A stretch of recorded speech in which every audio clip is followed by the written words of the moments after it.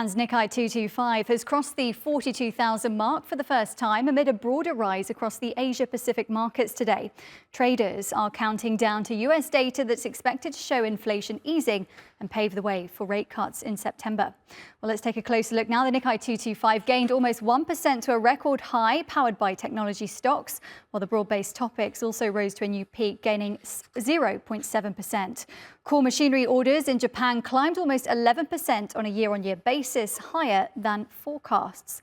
Elsewhere, South Korea's Kospi made gains as the Bank of Korea held rates at 3.5% for the 12th time in a row, while the Kosdaq was 0.11% up.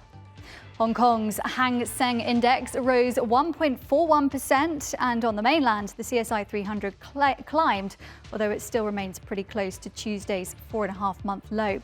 And Australia's S&P 200 rose almost 1%. In the US overnight, all three major indexes rose, with both the S&P 500 and Nasdaq Composite up more than 1%. Chip stocks were among the biggest winners of the trading session, and gains were also fueled by hopes of rate cuts. Meanwhile, the UK economy has returned to growth after stalling in April, performing better than expected. As the country leaves behind a historic general election, the state of the economy is of utmost importance for Prime Minister Keir Starmer's government. GDP expanded by 0.4% in May, driven by the services sector, which grew by 0.3%. On a year-on-year basis, the growth was 1.4% higher than the 1% that was expected. Meanwhile, its trade deficit shrank to $6.29 billion from a downwardly revised $8.25 billion the previous month. Industrial production and construction output both rebounded over the month after a sharp decline in April due to wet weather. And in the first quarter, the UK economy grew by 0.7% after entering a recession late last year, recording 2 consecutive quarters of contraction. And the country's inflation level fell to the Bank of England's 2% target in the 12 months to May for the first time in nearly 3 years. But despite cooling consumer prices, the central bank has held rates steady at 5.25%, seeking more evidence of stable price pressures before cutting rates.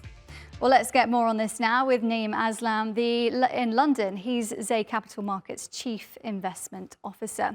Hi, Naeem. Thanks so much for coming on today. We've got some good news for the UK economy.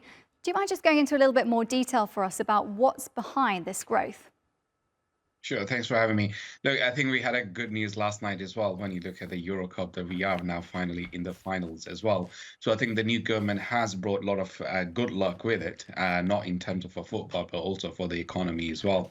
And you have rightfully mentioned that the numbers have actually come out from the contraction zone. They flirted with their flat line for a long period of time, and now finally we are in the expansion territory.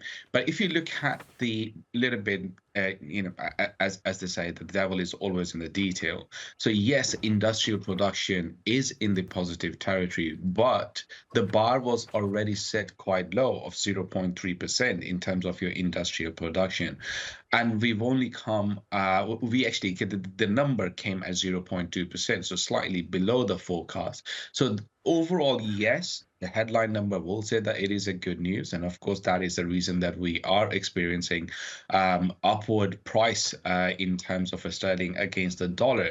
But the reason that we are also experiencing that price action is, as you've correctly mentioned, again, because the Bank of England is still stuck at its interest rates of 5.25%. So if economic data continues to print strong numbers, this gives more confidence to Bank of England to maintain its interest rate, which we do not need, which this government doesn't need. And yes, there are some points, there are some indications within the mortgage market where certain banks have started to shift the interest rate to the downside in an anticipation that interest rate from the Bank of England will take place as soon as August. And Naeem, the UK's new Prime Minister, Keir Starmer, says that Labour's national mission right now is growth. What do you think they need to do to achieve this?